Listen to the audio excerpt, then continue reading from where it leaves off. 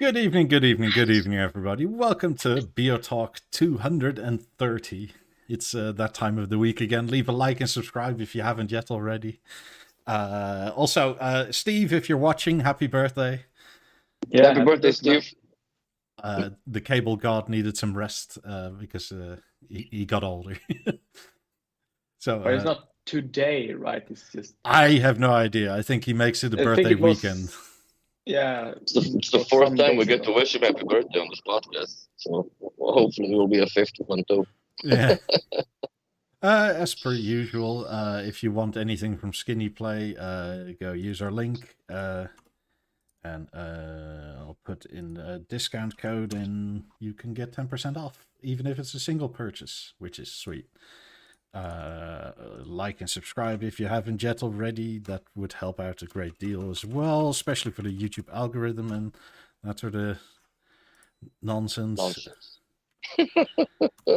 Yeah, YouTube being YouTube, it's weird. And if you want a guaranteed answer to your question and or topic, a super chat guarantees that. It also helps keep the lights on with our crazy energy bills we're getting here now. You lucky Canadian bastards. I'm running 1, 2, 3, 4, 5. I'm running for 6 lamps. I know. I remember Mikey's sitting in like a bunker almost, just like red light. Red light.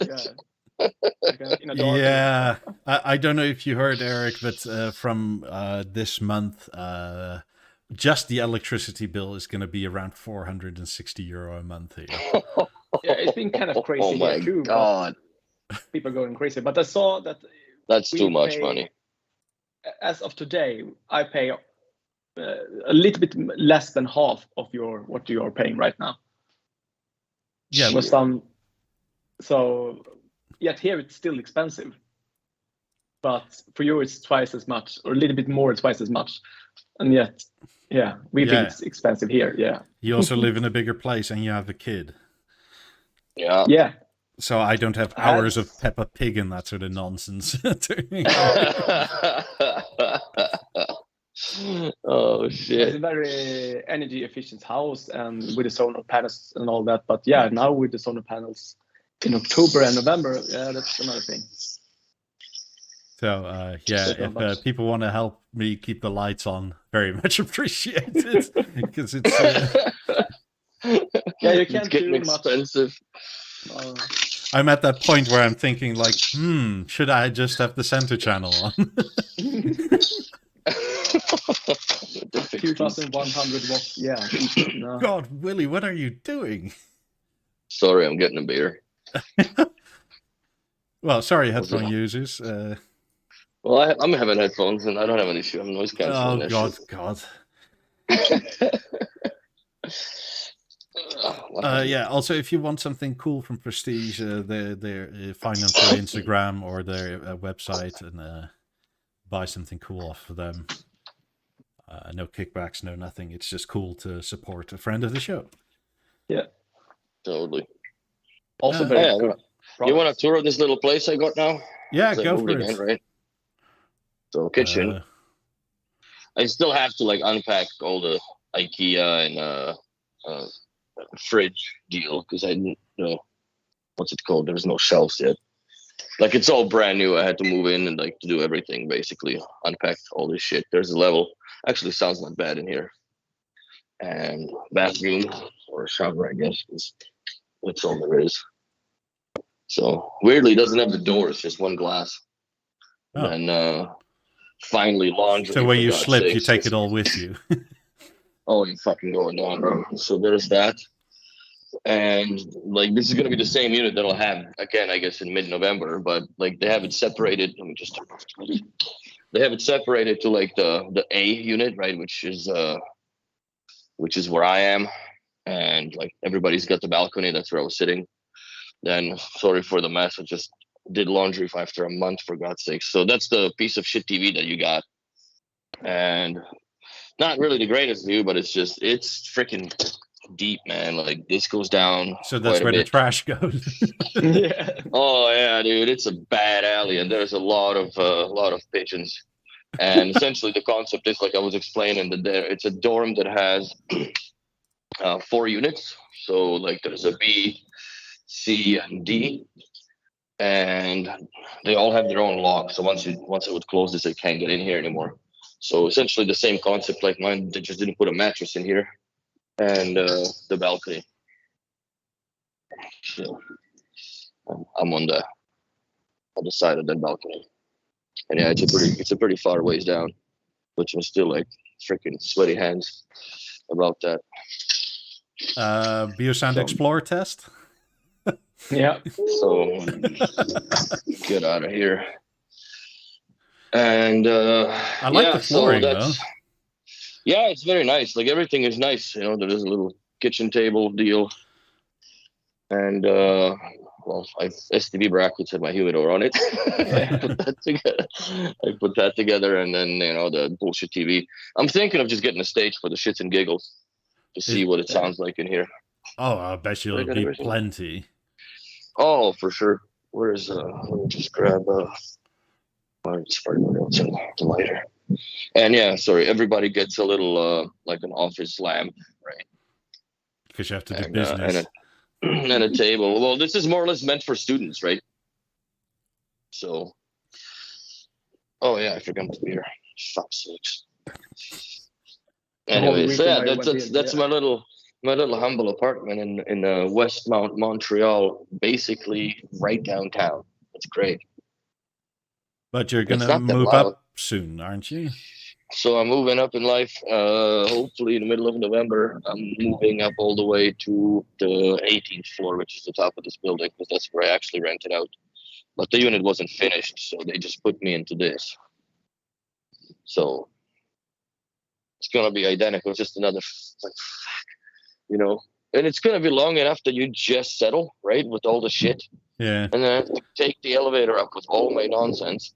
And I have to unpack everything because I'm sure they're not going to have the plates unwrapped and all this shit. Like, I had to unwrap everything, man. Everything. It was literally like, just here you go. Freaking good luck. Enjoy it. Yay. So, but I'm not complaining. I'm not complaining at all. But I like to suck cigars sitting up. Have people seen STB has been busy, and they're actually lots to do, and they've actually started making stuff for the theater now, so everything is rolling in, which is wow. I guess now they can finally reveal what they have done, because I actually think they did this in somewhat of a short time frame because they didn't get a pre-production unit very early. Didn't they? No. All right. I mean, fortunately, the install videos will show it's quite easy to put together. It's just a giant Lego kit. Or IKEA, if you will, because you literally go from box 1A, 1B to 2B. It's a way big difference between the Lego and IKEA. The IKEA stuff is poorly instructed and bits are missing. In the Lego, you get extra bits, and it's very thorough, very good. That's right. So the difference between Denmark and Sweden,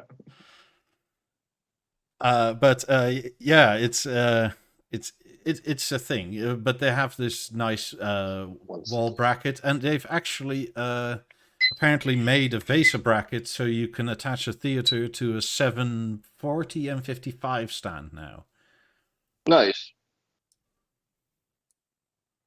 I knew that was coming. It had to have. Yeah. I mean, obviously, it eventually would have. But which one of them was the most expensive one? I think the gyro one. Yeah. Non-motorized. Yeah. It's 60. Oh no, it's the high table stand or the high stand for the floor. It's £1,680. That's not that bad. Shit. Well, compared to what the floor stand costs for the theater, it's not that bad. It's half. Yeah. Also, but now, the floor stand and the wall bracket motorized are the same price. Yes. My understanding. Yeah. And it's what's funny? 2,900 or something euros. Yeah. You know, it's funny you sent that video, the picture of your buddy standing on the floor stand. Yeah. That is actually in the training video. The dude stands on it, literally. That proves the weight. Yeah. Which is it's funny. Well, I mean, it is really strong, and we put it together in the shop, and it was good fun. It just it's such a mixture of boxes that you quite often lose your shit in all the boxes. But I can imagine with the Beolab 28s, right? Sorry? The Beolab 28 kind of started the whole thing with like, what was it, 6 boxes per speaker or 4 boxes? 3 or 4, yeah. Yeah. I mean, I had a stack of boxes about yay high, and like that wide. What are you smoking? Is being asked, Willie. I'm smoking Winston Churchill Late Hour. That's good. There. Yeah. A cigar worth of smoking on the first day in the apartment, or second, I guess. But we might as well go over some install quirks because I took pictures. Yes, I can't see any of it, so fuck. The first real quirk to me is something that I haven't seen mentioned anywhere, but the screen mount interface also comes in 3 sizes. Yeah. So you have a 55-inch version, a 65-inch version, and a 77-inch version. Oh, but the understanding I had is one size fits all, basically. Did you? That was my understanding too. All right. But the 55-inch version works with 55 and 65. The 65-inch version works with 55, 65, and 77. And the 77-inch version works with 65, 77, and potentially 83. Potentially, yeah. It will. It's still within the tolerance, I guess, the weight, right? Because that's what the limitation is. Yeah, it should be, but like the thing actually becomes longer with the different versions. So the bracket on the back, does it touch the floor, the table stand, basically? Like it's attached to the table stand, and then the bracket on the back, I'll show pictures, mounts to the theater itself. Whatever the theater then sits on is whichever bracket you use. Oh. Yeah, you can still use the table stand included, or... Yeah. Another cigar question. What's your favorite Davidoff cigar, Willie? Colorado Calero, I would say. It's one of my favorites. And fuck. All of them, man. But I like the light labels or white labels, Davidoffs, instead of the black ones. Black one's a little more intense. So, I don't know. What do you think, Eric? You agree on that? I will very much to test the one that you had a couple of weeks ago, almost a month ago now, that blue labeled. The mistake. Yeah. What did you think of it? I haven't tried it, but that's one what I really want to try it to see if it's worth the money. But otherwise, well, yeah, I don't want to influence your opinion, but you know mine. So yeah, it was fucking disappointing. I actually went back and watched that podcast over and watched me hate it on it. That's kind of the same with champagne and all the stuff that you. Yeah. The worst thing. Not everything that's too much. High expectation of something, then especially with taste, it's up to you, because it can cost a lot of money. Yet you don't agree with the taste. Not worth it. It's not worthy. So yeah, it's very fair enough. Yeah. So. Yeah, it's very much personal thing than what you smoke or what you like. You know, not everybody likes spaghetti and meatballs and shit, right? So they should. I know. Oh, dude, I went down. Italians mad. Fuck! I went down. I basically took an elevator down, walked out of the apartment, walked 30 meters, and just got to this chicken place. Oh my god, these people murder some chicken. Holy cow! It was so good. And I wasn't drunk. I was just hungry. But holy fuck. Because usually, like, you would expect at around 11:30, that's people that, you know, are low tolerance coming home from bars. It was so good. Yeah. Yeah. I'm 3.5 blocks away from Stogie's, so I can just go there when it's gonna get unbearable outside, because it's gonna get unbearable outside. Certain of it. Do you, in the shop in Montreal, do you have the dark oak yet? And the anthracite everything? No, we have nothing, because apparently our order got fucked up and something got messed up, and they shipped the entire order, all of the theaters back to Denmark, so it's getting resent. And I'm hoping that we're gonna get it sometime Tuesday, Wednesday this next week. So it feels bad. Because the dark oak and the anthracite combo looks excellent, in my opinion. Does it? I mean, it doesn't match anything I have, so it's sort of like, yeah, I can't really. Bad. Yeah. Yeah, you kind of have to start doing with the 50s now in anthracite and TV and everything is have to be. I mean, I'm not going to start over. I mean, I still think aluminium, the bare aluminium, has the longest lasting color for just about any style over the next decade. Well, it takes on the decor. Yeah. It takes on the color of the decor, right? But in terms of the standard color they offer, it's an excellent color, and I like it a lot. I mean, had I had nothing and was I in the market for buying everything I have now, I would probably go this color. Yeah. Yeah, for me, I will go with anthracite 28s and the new anthracite BeoTalk to see.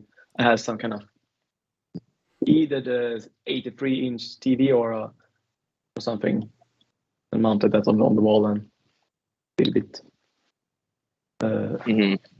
I like the wings of the. I really prefer the theater with the aluminium wings next to them. Either the 65 with the 65 or the 77 or 77 with the wings and have some like projector or a bigger screen, but not on the same stand, but separate. So I went with a 65-inch theater and an 83-inch OLED. Yeah. And that's going to be and big and quite good looking, I think. I think 65 is the most appropriately proportionate when it comes to the wings coming out versus the like 77 is like they're a little too long in my liking. For my liking, it's too much mirror coming out. Listen, for me, the worst look Beo did with TVs with their kind of their own soundbar was the Avant 85, when they had the big chunky 85-inch screen and the same little soundbar that came down. A little puny comes up. A little. The 75 was actually the most proportionate when it comes to that center channel on the Avant. No, I like the 55. For me, that 55 was definitely geometrically correct because the corners on the down of the speaker matched exactly and basically scaled down to the top sensor and so on and so forth. But 75 was still tolerable. Yeah. 77 was tolerable. 85 was kind of funny looking to me. Here, the 65-inch is a really good proportion TV. It looks amazing. The Eclipse almost looks too big for 65 for me. Compare it with the 65 theater. The theater looks smaller, even though it's kind of almost the same size.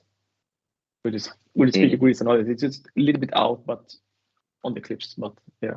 I also saw the aluminium balance for the first time in real life, and that looks fucking gorgeous, dude. For the people that have only seen pictures, please go to your dealer because it looks so much better in real life than it does in B&O's pictures. Oh, they killed it, I think. Honestly, how long have I been begging for that shit? It looks so good. It looks so good. Yeah, but I love that thing. But even the fabric color is nice on it in real life. On the pictures, it sort of looks like, why isn't it darker? But I kind of get it in real life. It doesn't need to be. It would look killer here in the kitchen. I really the marble one would kill in the kitchen. because so many people said in so many different forums and all that if they had to choose between the balance or something else, they would go for a Beosound 2, even though the balance should be able to sound better and all that, because people want the pure Bang Olufsen aluminium look, and this is a very good compromise, I have to say. Just too bad it took looks them so long. it looks really good, man. I had it at home because I was proving the concept of how shitty the network is in the shop, and like I had no problems connecting this thing on Airbnb Wi-Fi, like no issues whatsoever. So then it came to clear that we need to separate internets because there's too much VPN and nonsense fucking going on, and it just didn't work. And now everything is like you snap the fingers and everything works. Everything just turns on like it's supposed to. I'm like, sweet. I still can't figure out what the fuck is going on with the Lutron repeater because it just keeps blocking it. With the balance, I have to say that I still like the design of with the wood to have kind of that Nordic design. But here you have classic Bang Olufsen design now and the Nordic kind of soft wood. The Nordic is a little pinkish. It's too pink for my liking. It's just like, especially when it gets dark. Yeah, you got Bang Olufsen can have two different designs that are kind of so different yet so the same, because so similar. The Beosound 2 you can that is only the original aluminium Bang Olufsen look. I mean, the Beosound 2, I'm looking right at it. It's sitting right here. It is by far a prettier looking speaker, but there's just no getting around the potential of the balance. Yeah. No, the performance of the balance is insane, dude. It's insane. And now it finally looks the part mostly. Like, you're stuck with the basic shape as is, but in terms of color schemes, this is really, really nice. But I liked it. Yeah. Mm-hmm. And the fabric is actually more towards white than it is towards gray when you look on the B&O website pictures, which is actually nice. It's a light gray. It's almost the same color as the headphones. The portables I got. The whatever gray.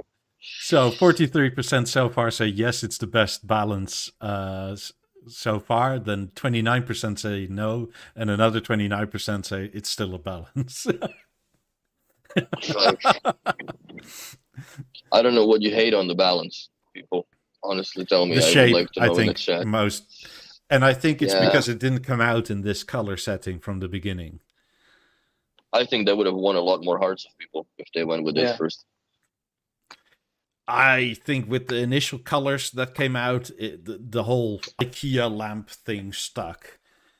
And a lot of people can't get over it. But if you've never seen the balance and now see it in the aluminium, I don't think people would think IKEA right off the bat. I never thought IKEA. I always looked at it as Muto design. I think it's people that look at it as an IKEA. They shop in the wrong freaking stores. Maybe they spend too much time in IKEA. But like, if you're all Swedes in the chat. You're all Swedes. No, they're just Danes, all the bunch. Danes and Brits, all of them. But in terms of like, if you can have this as a budget entry for a surround speaker with a theater, that's going to be amazing. If the theater's going to have that capability, dude, I am going to buy 2 of them for sure. Because in my opinion, they sound better than where's my jacket? They sound better than 18s. Well, yeah, they do. Like, I don't care whatever people say that 18s have the acoustic lens and blah blah blah. And I yes, it does have acoustic lens, but I don't think that once you tune the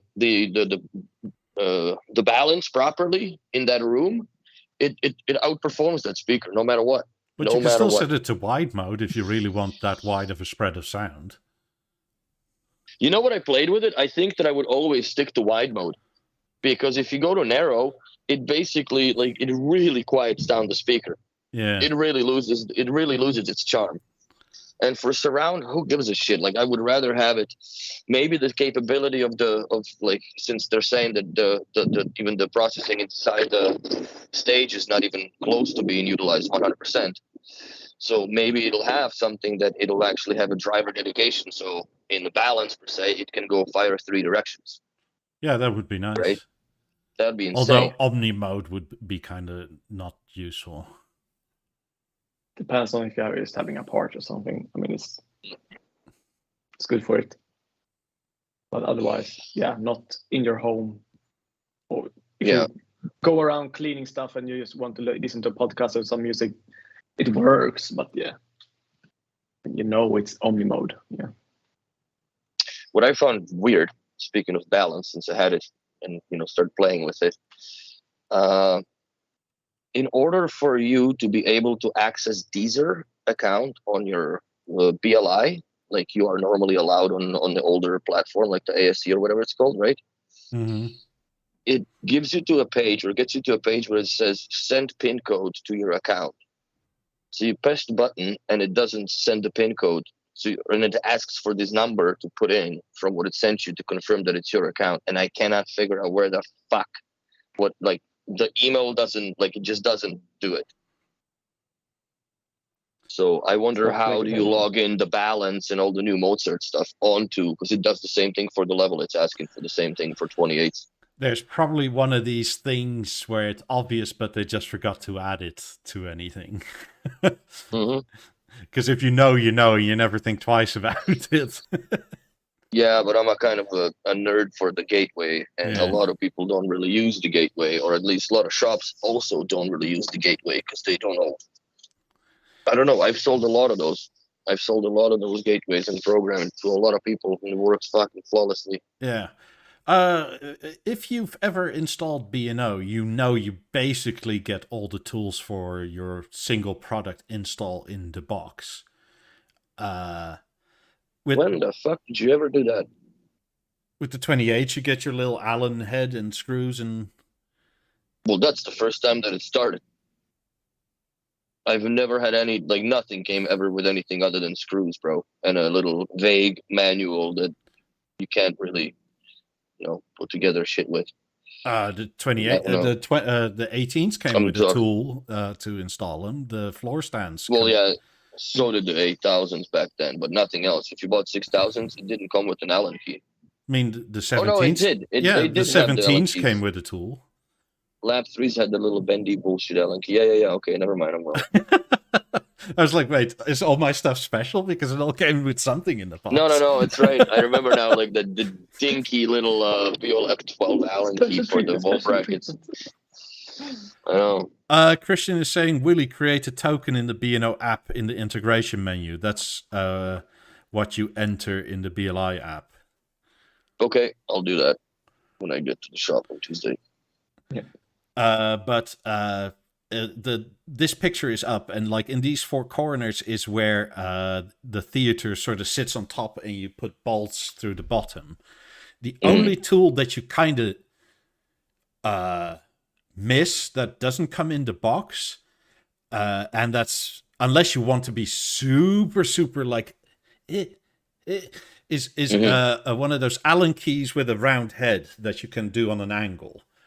Oh, yeah. Because the front bolts are so close to the aluminium that if you ever give it a good twist and are straight, you're going to strip some of the anodizing off. And you're probably never going to see it, but it's one of those things. It's there. Yeah. That's a feels bad.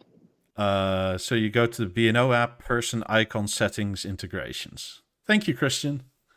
Thanks, buddy. I will do that and report back. I'll email you probably on Tuesday or whenever I get to the shop to do it, to play with it. Another They're thing... going to book us a few days to install all the... We're going to get 3 theaters that we're putting up on the walls. Walls and floor stand. Another thing that's really nice that this floor stand basically got from the Harmony is that you can put it level. You have these... Again, Allen bolts you can sort of twist and turn from the top and just with a spirit level, make it level to the ground. Like where with the Eclipse and stuff, you had to put little shims underneath. Here you can just... Bubble stick for all the Americans, spirit level. A bubble stick? Johnny. What? Yeah, we call it a bubble stick, bro. Oh, Do you think that's something that the installers have been saying to Beosound that this is needed? yes. Bubble stick. No, the feet that you can twist down and make stuff level. Because in my last apartment, that floor was pretty crooked in several places, so you had to use different shims on different sides to get it level. Yeah. So now installers is finally, yes, finally, you don't have to like. So what you're saying basically, they're abandoned the screwing feet on the bottom, the leveling feet. No, you can do that through the top now. You can just stick an Allen key through the top and just twist it from the top. You don't have to like hold it up and unscrew it and check.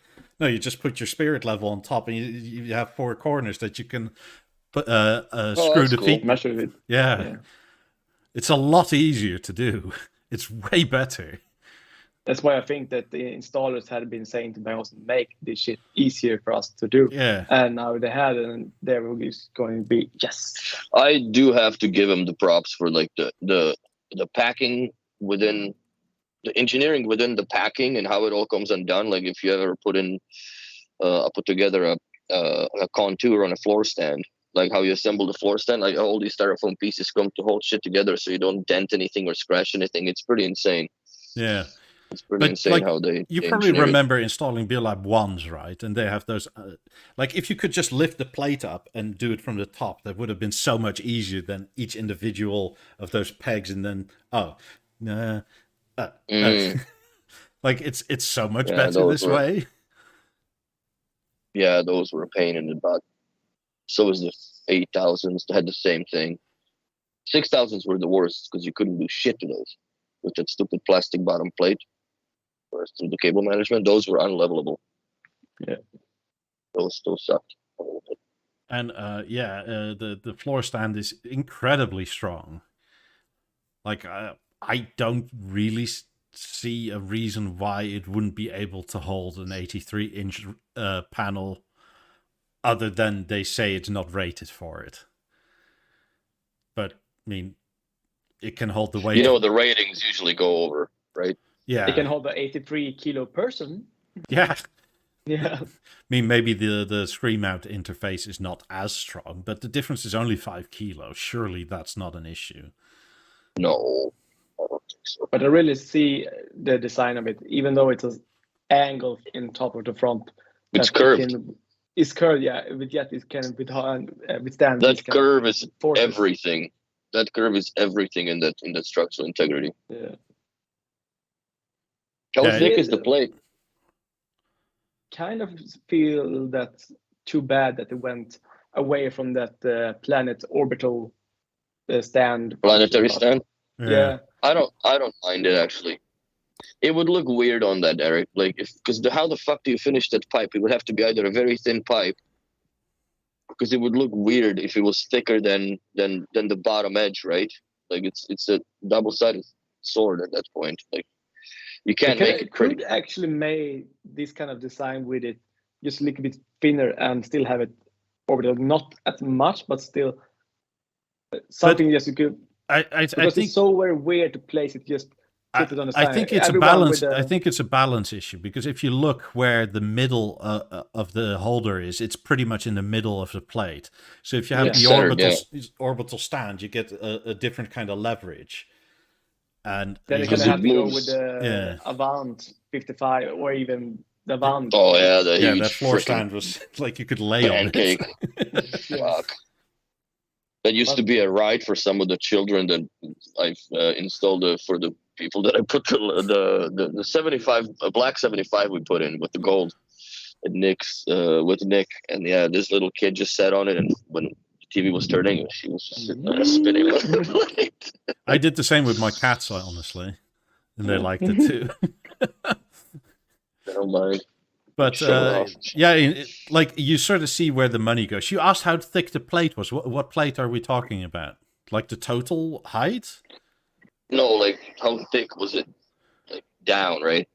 You know, overall thickness of it. That material that's holding shit up. 5 mil? Easily, yeah. Yeah. Okay. I mean, it's No, yeah, quite that'll thick. hold It has that solid knock on it. If you like knock on it, Mhm. it's not like ding. It's more like dook dook. Nice. Pure solid almost. Yeah, it's Yeah. very solid. I mean, don't get me wrong. I love an orbital stand, but I see why they didn't do it. Yeah. Because that platter would have just been a lot bigger.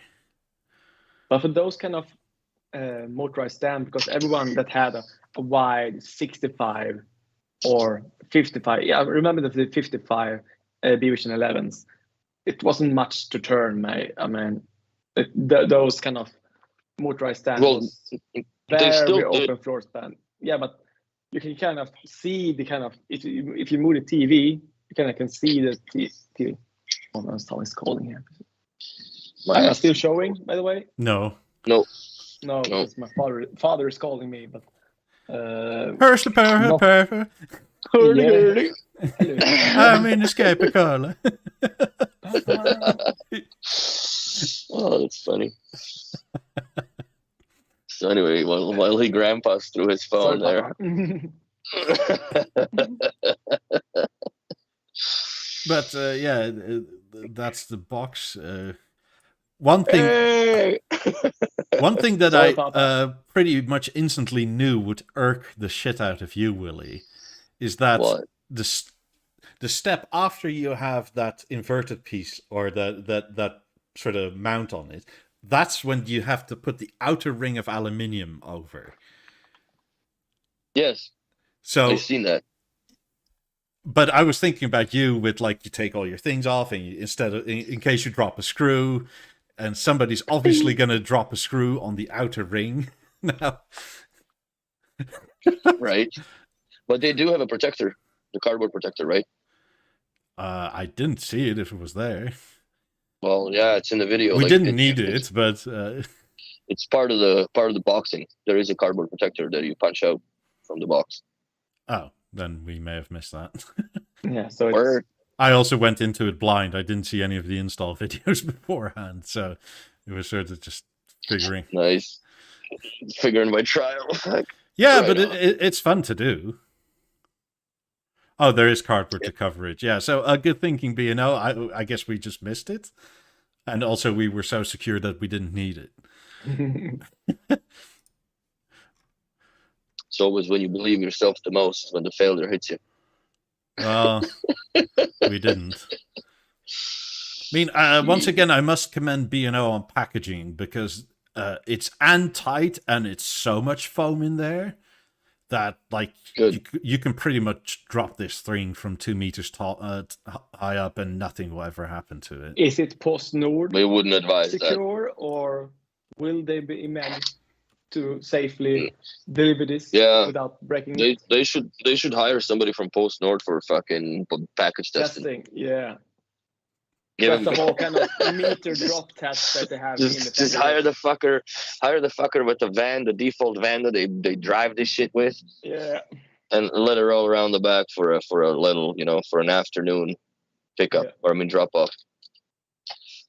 But also all the foam basically doubles as mounting plates on the floor, so you can like have it upside down and all done nicely, which is actually clearly thought through. To see that just the engineering in the product, but also everything around it. So, it was so easy to tell that they thought about engineering this in a way that it was easy to install. Yeah. Well, here's why I think personally, because for some awful ass reason, B&O is thinking of actually selling this online. Yeah. And that's bullshit. But every first of all, second of all, they should have never introduced this as a Beosound theater soundbar. They should have gone and this is a Beovision theater. That's what they should have done. That out of the box, man. That was a mistake in my opinion. Like, I don't blame them, whatever the decision making process behind them. They have their own reasons, but in my opinion, I think they should have gone with just the Beovision theater. That's the end of it. Quite honestly, I also think it's partially done for pro installers that do it by themselves, because on the floor stand you can put the Beosound theater on and then walk to the your bolts or whatever and not have to have like one hand on it.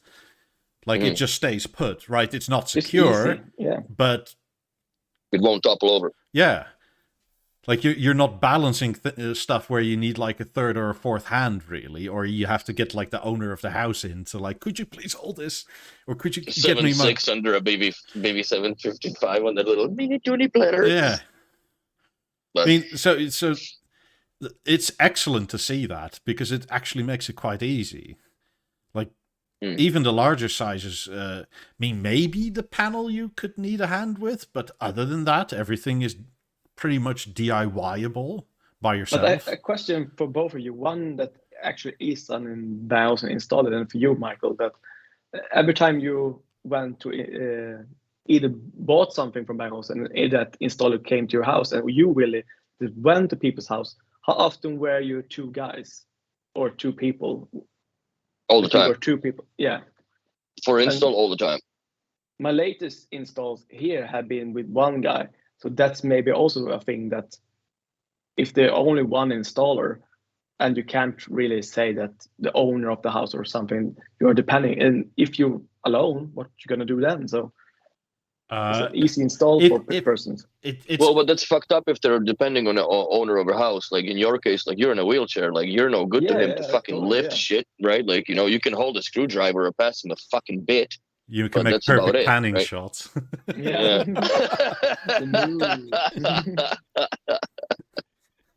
That's about it. Michael was like, how can he do this? But he's in a wheelchair. Yeah. I had no idea either. This motherfucker, look at this shit. It's just super smooth all the time. Super smooth. Like, what the fuck? I bought a DJI. I bought the goofy gimbal and I still can't be this smooth, man. Eric just goes. That's right. Dynamo the shit out of it. Cut away the part when I just go hammer through the wall. Yeah. Shit, soon enough, Alphonse will be ready to freaking roll the cameraman around. There you go. Yeah. To answer your question, though, it's a bit hard to say because if I'm never really out of my own purchase / installation, but so it's technically always two, but the last big purchases were also needed because, like, if I take myself out, like I could potentially lift 50s up the stairs here myself, but it's not a good idea to do that by yourself. That is fucking bad idea, my friend, dude. That's such a bad idea, bro. Also, like if you have somebody like a dealer, they have OSHA workplace rules, right? Like you can only lift X amount of kilos. And if it's over that, you need to have two people. So by law, he must then have two people do it. The same for the Harmony. The Harmony is ridiculously heavy. That is not something I would advise anybody to even move on themselves. Like because I commend Stig for trying, and that he managed. That was but very impressive, yeah. But I remember when I bought the Abound 55 that this guy came alone from Stockholm. That's still a heavy TV. Holy fuck. Yeah, and I had my father come as well because I still think that was the proper way to do it. But when I think of it now, I think he was. He would have dropped it. Needed, he was needed in that install. So, yeah. Like we always went two guys. Like I never went as like two guy job. If it was a service call that I needed to go somewhere, like like the freaking power cycle bullshit on the rack or whatever, or I would send, I would send Nicholas to do that, right? Like just go and reboot this and that, whatever. Like, or if you go pick up a blown Lab 11, right? Because they all died, like the chassis in them are shite. So you don't need two people for that. But let's say there's Lab 3 somewhere on the ceiling and shit, like you need somebody to pass. You need that third hand again, where you have to. You need a third hand because you just because the first thing is like you need to get rid of the screwdriver while you're holding all this shit. Yeah, you can stick it in your pocket, but it's safer because it's usually over some expensive ass fucking end table or something. Like it's never over. It's never in a like this IKEA environment, right? Like anything you break, it's fucking probably more money than the goddamn speaker is. So I'm careful as fuck, man. I put rubber pads in all my toolboxes, so if I can put it on the ground, it never scratches shit because it doesn't even touch. And blankets. Always bring a blanket. Speaking of the theater, one thing you'll actually only see once you have it in your hands or the cover off, the 6.5-inch drivers are actually tilted downward like that. A little bit, are they? Yeah, by it doesn't show 10 degrees or something, because otherwise they wouldn't fit, and they would have to add another centimeter to the Oh no way! height. That's hilarious. I did not know that at all. But because they're woofers, you don't notice. Oh no! No, it doesn't affect the sound. Is that tweeter deal in the middle obtrusive, or like, do you notice that little silver thing in there all the time shining at you? Not really. It's noticeable with a camera all the time. No, that's like the 50s with the covers, the metal, the aluminum covers. You can always see the speaker, but in real life, like when I saw them for the first time, like fuck, you can't see the speakers drivers at all. Like, but your eyeballs just don't process that. Like, your brain looks at the pattern more than the speakers behind them. If you have a worker's hat with a wee light on top and watching TV, there might be reflection from the kind of lamp that you have. But yeah, but I don't know why the real fuck life would you watch the TV with the goddamn miner's hat on, bro. And if you have like a camera stand with a bunch of light shining through it. I don't know what kind of Swedish tradition that is, bro, but we don't do that here. To answer your question, it's not noticeable at all. I will say though, the aluminium ring around the tweeter is ever so slightly more noticeable on any of the other colors, because the aluminium color is the same as that metal ring around it. It washes it out in eyes, yeah. Yeah. With the gold, it is kind of like there is a different color there, but it's like it sort of takes on the gold a bit. And with the anthracite, I imagine it's sort of being the same. Like, it's sort of I wish they did the match again. Like, they matched the anthracite to anthracite lens and the gold to gold. I think that would be cool. I'm still gonna go for the silver one, bro. I mean, so one step further in setup process after you put the 4 bolts in, you have your floor stand with a theater on it, and no covers on it, and none of the wings and stuff. But I actually kind of like it as is as well. As like, this could be a standalone product like this. Extremely expensive to do it this way, but what? Just have it all ugly like without the covers? No, just have the floor stand with the theater on it and nothing else. That actually, I think it looks quite good. It looks quite interesting. Well, that's kind of tarded, you know what I mean? I know I am. So Fudge. I've been tested. I came back positive.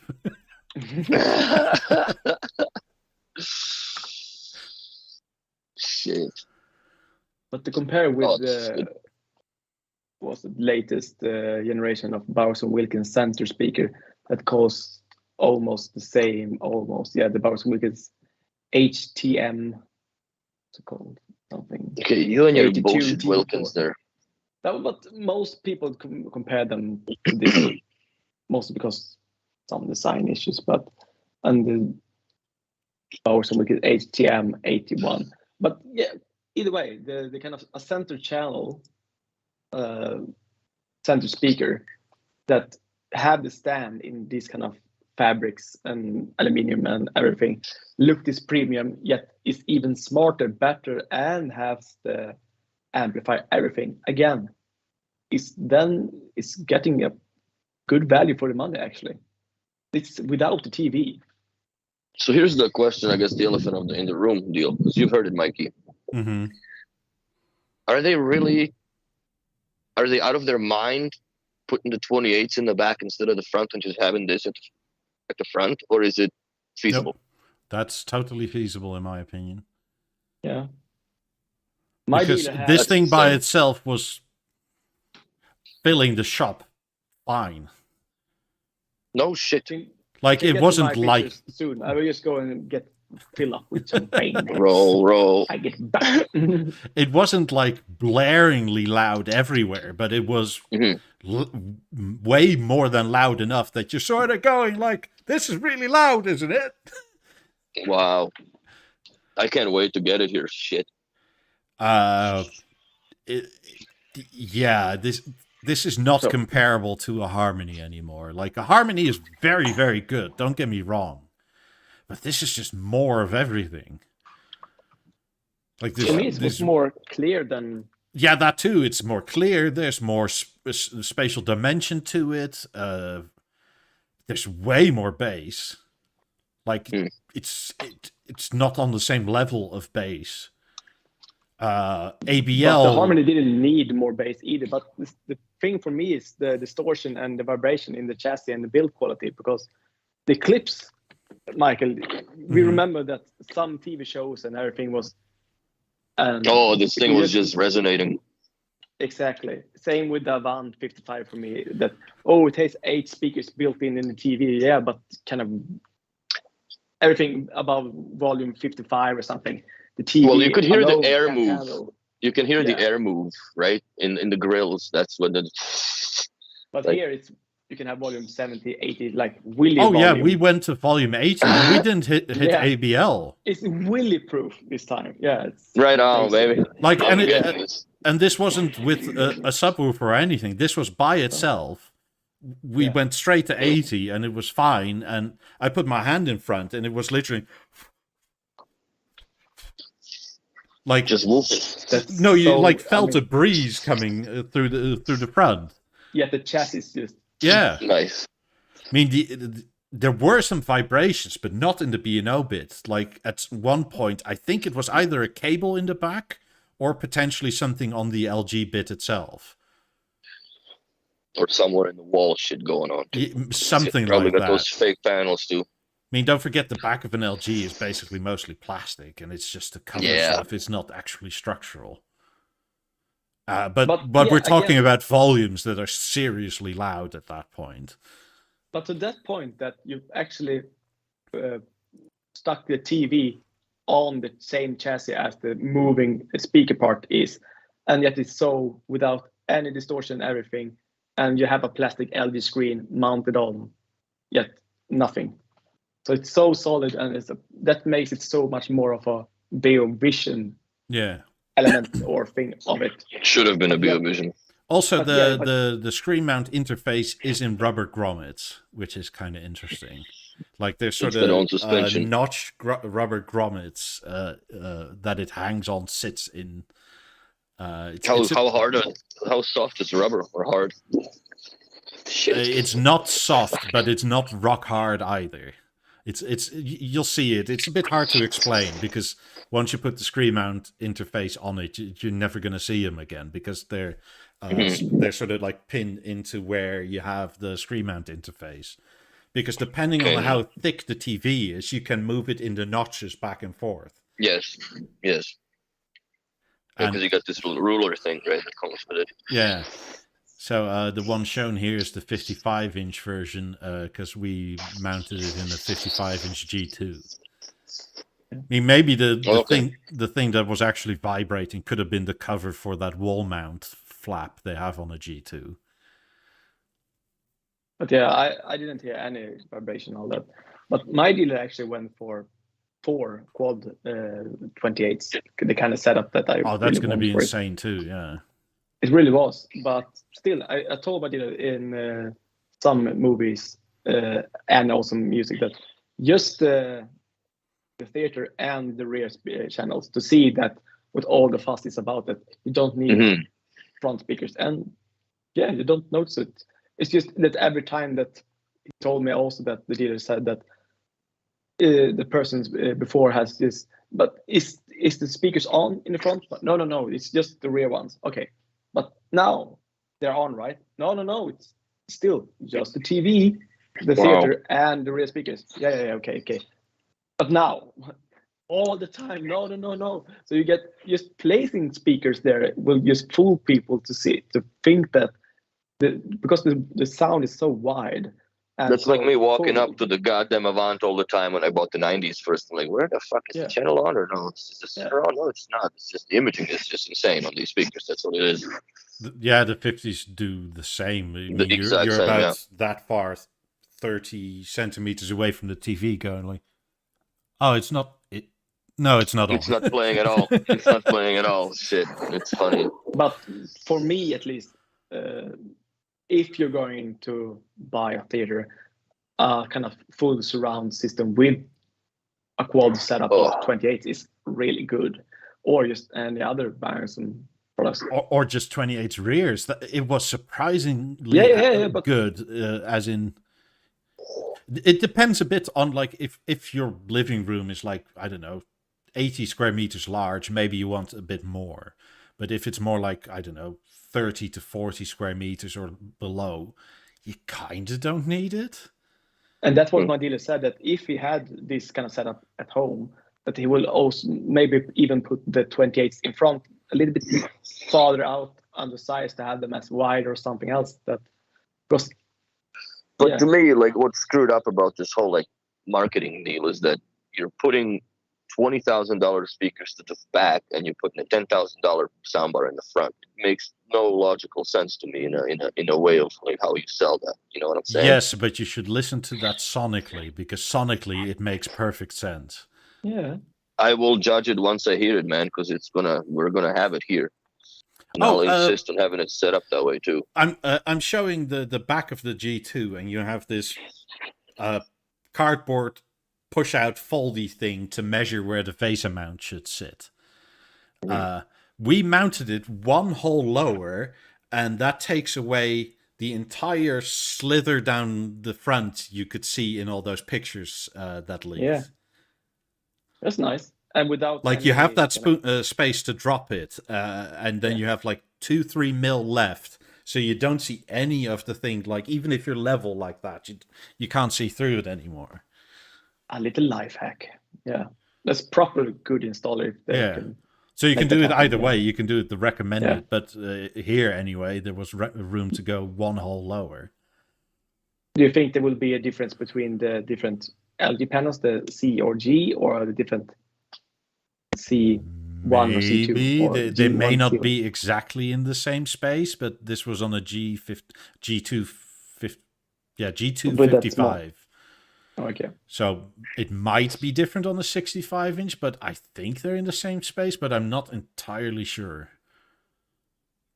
But then again, the whole spacing is the same, so it should be okay. But that, for me, would be the way to go. Now that I know it, that if a dealer or installer can make that adjustment to go a little bit lower and make it kind of seamless. You mean Netta? Next time, yes. I'd do the same thing now. I can see the chat now and shit, so I would definitely go with what you're saying, Eric. I would go as tight as possible to the theater. So you kind of want the as tight as possible. Yeah. Well, you also have a cardboard measurer with that you sort of have to push in, and you can see what fits. But here are those rubber nubbins for the screen mount interface. And the only real pain in the ass is that you have to get the back side of the glass off. But I can't remember now. How much does it weigh, just the bar? 19 kilos without anything attached to it. I think from memory. Yeah. I mean, as a total with the panel, I think it starts at like 55 kilos altogether. And it's close to 70 altogether for 77. Okay.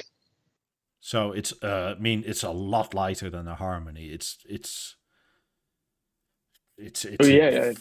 well, Harmony's got all this mechanism and Harmony's got all this mechanism in there and stuff too. So how much was the sound center of the Eclipse? Just that kind of part, the lower part. I don't know. I don't think they ever specified like that. Because that was sold. It was 10 grand. It was $10,000. Yeah, but in weight. In weight. Oh, I don't know. I don't think they ever specified it because it was always meant to be sold as a whole. Yeah. I mean, you can sort of do deductions with or without floor stand, and well, no, look there would at have been a weight specification. There would have been a weight specification on it on the box. Yeah. On that box. But I have no idea. For the installer, yeah. B&O has a PDF file of what the product weights are for shipping, and that's what you can find out. But you would never find the gross weight or the clean weight of it but the gross weight of the package, including the packaging, of course. But what I don't see it being more than a kilo of styrofoam in there, if even with cardboard combined. Maybe a kilo and a half to take off. So that's how she comes up, eh? Yeah. One thing that we found out that was causing us a lot of frustration, there are set screws on the back of this VESA mount to like twist the screen like that when it sits like that, and also like that. Apparently, this screen mount interface, one of the set screws was at a totally different thread depth than the other side, which made us think it. Yeah, just on the VESA mount, right? Which made us rethink 2 or 3 times that we hadn't lined it up on the rubber nubbins on the back correctly. Understandable at first, yeah. So we took the panel off, redid it, like checked, then put it back, and thinking like, oh, we knocked it back one. Oh, we have to take it off again, look back, it's like it didn't move, then put back, and then it's like, oh, set screws. And this set screw pulled the screen back on for what is, if you're looking now, the left side. It pulled the screen back by 1.5 centimeters and still had room to go. Cool. Yeah. Which is also a good thing because you can line everything up perfectly. Yes. But it was a bit of one of these things where, like, I didn't expect that to be that far off. But yeah, it's kind of not that it matters because you have to set it anyway, but it makes it weird installing it when it's the first time. Well, I haven't seen it mounted to any other TVs without the LGs. Would be nice to see some weird kind of Frankenstein mounting of some weird panels to see how it actually will fit, because they say how universal it is, but yeah, will be fun to see how it. So these are these rubber nubbins on the inside, by the way. And these slots, there's 3 or 4 slots. So you can set the screen mount interface back or forward, depending on how thick your panel combo is with the VESA mount. There you go, Sandeep. Eclipse 55, 33 kilos. Yeah, so it's heavier. So sound center 16. Yeah. But this was quite interesting, but also caused us a lot of headache because that one set screw was so far off. These are double. Not off, yeah.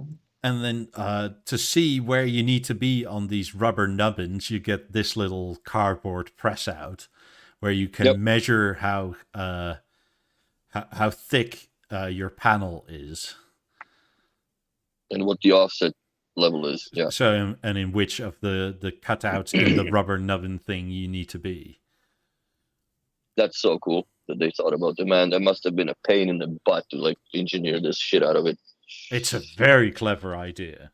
I like it a lot because your flat screen can actually be quite thick. And it still looks because thin. A G2, even with a G2, you have potential for smaller, thinner panels in future. And you can even add about 2.5 centimeters more backspacing if your panel is thicker. So, a C2 would fall more or less in the same position. So you can hang like an old 455 on there and shit. Almost, yeah. There's no way. I think you could pretty much go up to a TV, and this is not quoted by B&O. This is me slightly guessing, but I think your TV can be about 10 centimeters thick, and Jesus Christ, and you can still line it up in the middle. Like if you don't care that it's in forward, then you can go thicker, but the weight is more important at that point. That's a really old panel you'd be putting on that thing. That's a disgrace. Don't do that, people. Yeah, but some Sonys have weird mounting ways where they have like a base driver on the back, so the spine where the VESA mount is a lot thicker. Well, you don't buy a Sony TV. It's universal, this sound bar.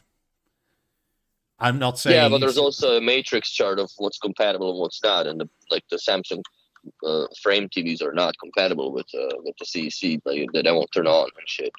I'm just hoping that the huge old QLED Samsung 98 or whatever. Yeah, but they will turn on from got. the Samsung remote. I understand that. So it is compatible if you are but willing to use the TV's own remote. And everything will work fine, as I understand it. It's just if you want to, for some reason, go through the LG side or through the B&O remote. I mean, well, yeah, because there's a gateway in that house. There's going to be a gateway in that house and everything else. Sorry, I Eric. really think that. What? Eric wanted to say something, and we both kept cutting him off. No, what were you saying? For a non-LG user, instead of the remote, would be that you use your regular kind of weird kind of Sony, Samsung remote, and then most people use the app to utilize the theater, I guess. Yeah, but the scenario that I have with it now is the problem, because the remote that I'm talking about, or the scenario where I'm talking about, is going to put the Samsung on top of it. He's going to have a Beolab intelligence in the house, and neutron lighting and shit's going to be tied into it, right? So you can't really control that with the goofy. I also wonder how good this is with the BLI, if it's already out of the box compatible. So this is, by the way, the 65-inch SMI or SME or whatever they call it, the screen mount interface. And the only reason is that it's taller. So you have more holes for adjustment. You have the same cubby.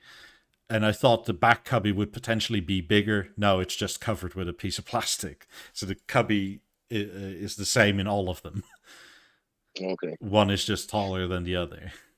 Christian, if you're still in the chat, is it compatible out of the box now with the BLI, or is it something that is pending a software update? Because that's kind of a really pervious question that I have.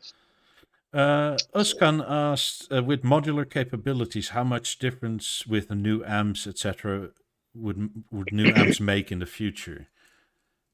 I don't think amps would make that much of a difference in the future. I think it's driver capabilities that make more difference in the future.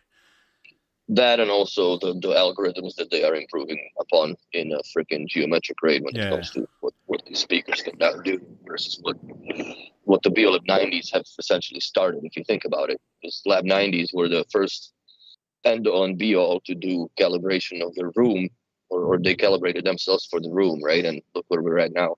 Yeah. Some people are like mad and, they shouldn't disseminate that to the cheaper speakers and whatever. Why not? Share the technology, dude. It should be in fucking everything. And now it is. Like, it's in the level. I appreciate that. It makes everything better. It makes everything better, man. Why not make it better? You know? That's why there's ketchup for the fries, motherfucker. You don't eat just fries. Old bear. Yeah, you have mayonnaise. I was just gonna say, bro, it's default mayonnaise in here. What the? We haven't talked about the bricks yet, so let's vinegar dip. I mean, generally the audio quality in speakers changes with better driver quality instead of amps. If you have speakers that sound better with newer, better amps, it's probably because you didn't buy the best amps pairing for the speakers. So but that's not the problem that B&O has. No, so I don't expect that type of modularity to change much of anything, really. No, I don't think that issue has been. I think that issue has been non-existent for at least 25 to 27 years, when the first Pentas came out with the active speakers. Yeah, right. But here you can, in this picture, you can pretty much see how steep the 28 is pointing downwards. Oh yeah, you can see it here now. Holy cow! The 28, the theater. Sorry, the 6.5-inch driver. Sorry, I called it 28. Excuse me. God, everybody unsubscribe. Oh God, I don't know how I feel about the gold one though, bro. I know it's actually not so bad on the theater. I don't like it at all on the 28s or on anything else. But on the theater, it's okay. That still doesn't mean I would get it at all. Like, preferably no. Preferably no. If somebody were to gift this to me, I would live with it. I would be like on ROS trying to see what the fuck does it cost to swap the panels. I would be changing it. But That looks sexy, man. I like it. I really like the gold because with Yeah, the you, right light Eric, and shine, come on. it get. Yeah, but Yeah, you have to also say that it's just not a brag thing because my friend of mine just bought the gold 28s with the light oak because of how soft they are, especially in the Scandinavian home, because lightning and everything, they look so warm and nice fitting and they just blend in. So yeah, they're really good looking. Not in a I agree with Dubai Sandeep. bragging way, just very I agree with calm Sandeep. People should pay extra for the gold. Just like they have to pay extra for the bronze, bro. Yeah, it's sexy, man. I like it. I mean, contours still look really good. I think I like the contour 48 the most. Yes. It's its best proportion. It very much reminds me of the Horizon, right?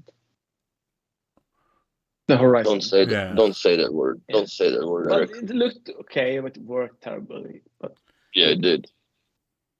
very urban looking TV, and this kind of had the same design with it.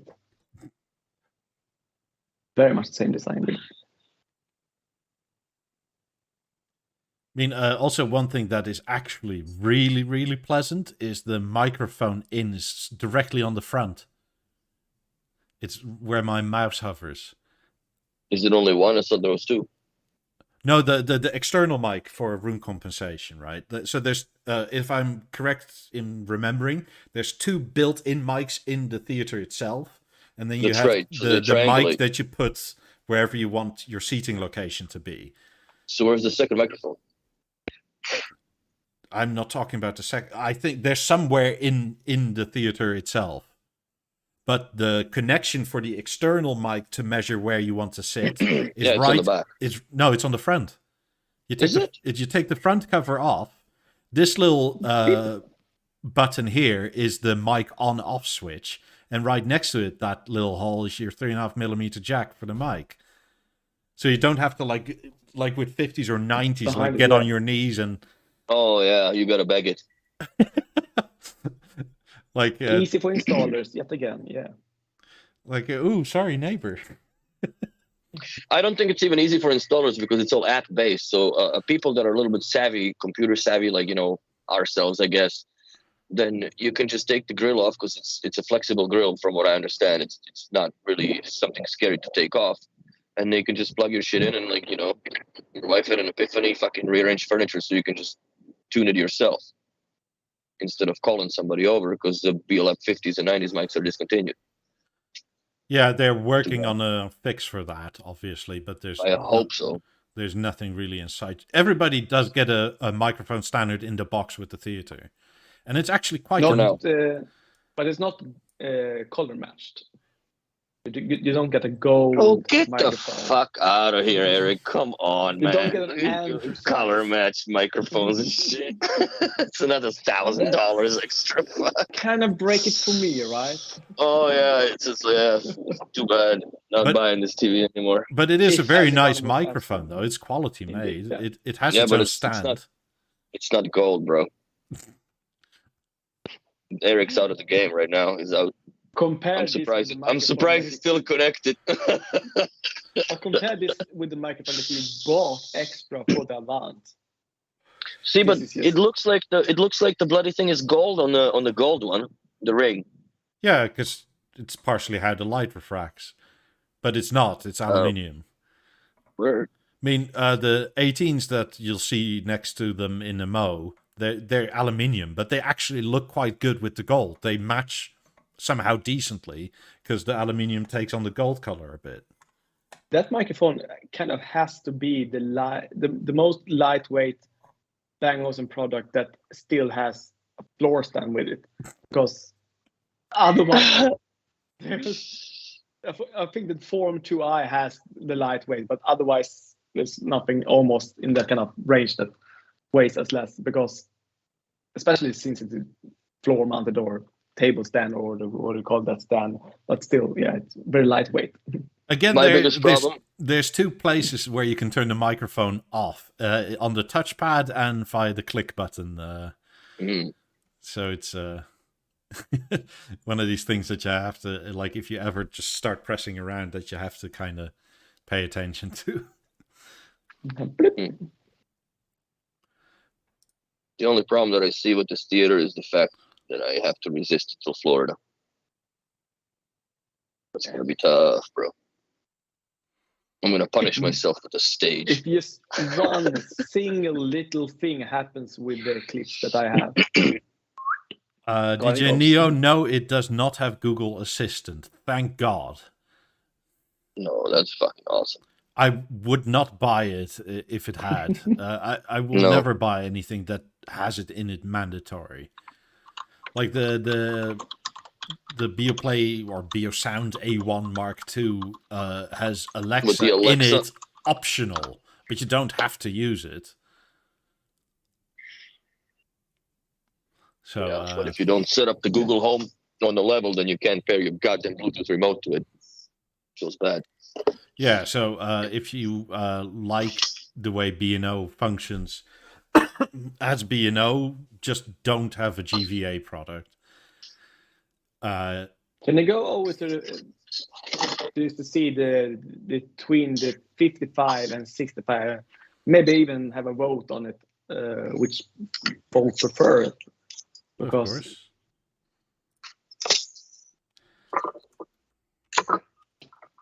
I still like this design, but it does so much just to have that extra width on the side. Here it kind of looks at the whale mouth almost, compared to otherwise when it's kind of more like a little bit, just something else. It takes off the edge off. But for me, the 65-inch, and I think Henrik also agrees with me that most people, the 65-inch is really good proportion. I don't agree with anybody. That also will sell the most, if not the 77, but 65. I think it's going to be a combo. I think most people, like me, Sandeep, or whatever, we could probably afford the TV experience, but we don't want it. Yeah. We want the wall mount, also because it saves so much money. Instead of the motorized stand. Yeah, because the motorized stand is like $3,000, but with the motorized stand, you have to have the screen mount interface, which is another $1,000. Yeah. So that's instantly $4,000 saved. For me, it's either that I replace the clips that mostly people think that I should replace that, or with the theater. Then you have to go with the motorized stand, because I used the TV in two kind of different positions, either within my table, dinner table, or the TV sitting area. And as you say, I will go for a 65 because it looks better, and I think now that the room maybe demands it, especially since Alphonse is calling it the small TV. Can't have that, right? So that's one way, but the other way is actually to just have the 77-inch harmony placed instead of the clips, and where the clips is, or the harmony, where the harmony is placed now, go with the theater and have an 83-inch TV and just have that little gap and have a classic kind of sound. If I understand your living situation, that is what I would do. Yes, I would go for the latter one. Because where your Eclipse sits, that planetary stand makes total sense. Because you can swing it all the way out to the dining room table. Yeah. And just have it for news or whatever, and drive your fives for music and have it out of the way. But I think most of the viewing you do, serious viewing, is in your sort of cinema room. And this makes quite a bit of difference compared to the harmony. Also in the format it supports, like because with Dolby Atmos and stuff, that makes a massive difference, and it'll make the 17s you have up high sing even more. Mm-hmm. And the harmony in that kind of regular TV area will do just as fine as as it is, and also that it will be more because the clips doesn't bring in much money second hand with the dealer even, and the most kind of so much money goes into just not the theater but everything around it with the motorized stand, with the attachments and everything. Just almost, and this is my selling point to Nathan, that it's almost cheaper to just get rid of the clips, put in the harmony there, and get the theater and an 83-inch screen or something. If you want to do that, sure. That will be the most. Yeah, you have your agreement, and that will be the most sensible thing, right? Clara's asking do we know if it's going to be a big seller? Clara's asking. We've already pre-sold 8 of them within a week that they came out. So I think this is going to be probably one of the biggest game changers that B&O has come out with in a long, long time. I changed my harmony. Sandy bought 2. Billy from the forum has ordered 1. 2 people have reached out to me in my Instagram. My dealer said he sold a few already. Yeah. This will for sure be one of the. I think the 28 would be one of the greatest selling points, and the theater also. Also, I forgot to say, you come join the Discord if you haven't yet already. There's much more of this stuff going on throughout the week. Yeah. Also, the price is really good. Also, here, for people that were worried about the gap and how you can line it up, it's bloody perfect. Mm-hmm. Yeah. But if you go for gold, I would suggest look at buying potentially a C1 panel. Because instead of the C2, G2, because of this aluminium strip on the side. Yeah. And if you want the gold, it kind of looks weird to have, like, especially side on. It's because it's like, I want to say about 8 mil wide or something of aluminium and then gold. I sent you a picture of on kind of the side when you can see the aluminium on the, so people can see the difference. Yeah. Also, just before I switch over, they say an HDMI matrix is not supported, but you can browse for puck cables and it finds at Lona puck cables or tables. So it is. I don't know. It's weird because maybe it is sort of supported, but certain things don't function right. But the puck tables are findable, so I don't understand. Okay. So it would be interesting for my Oppo player. Yeah. Displace them in another room. Yeah. I don't have any use for matrix, so no, but a lot of people with custom houses do. Yeah, like Sandeep, do you have matrix? Yes. Yeah, he does. Yeah. I mean, if you have a custom house where you don't want like all these cable boxes in every room, it makes total sense. Mm-hmm. In this photo, can I zoom into the LG aluminium frame cover? God, and it looks good in aluminium. Mm-hmm. Yeah, but to see if you think that they are matching the LG aluminium and. No way. Not really, but it's not so bad. Not so bad, and that in that way they kind of do fit well together. I would say because it's not that much of a difference. It's kind of a little bit more brushed on the LG compared to the more polished aluminium, but otherwise, just on the sides, it's a good look. It's a very good look. This, I think, my dealer really made the right decision with. Both the color, the size of the screen, and with the setup with all the I don't think he gets a choice of whether he has to put a gold in there. It's mandatory again. He did, yeah, but yeah, he did. Minimum product display, baby. No, but for him it was kind of I don't care anymore because, yeah. So he went with his own way, and it's kind of good way I would say. And for this, I'm sure that it will be. Bringing more customer to it, for sure. But yeah, it looks very nice in this kind of angle. It looks spectacular with the color mashing between the oak of the 28s and the theater and the aluminium. It really looks good, especially in a light gray background even.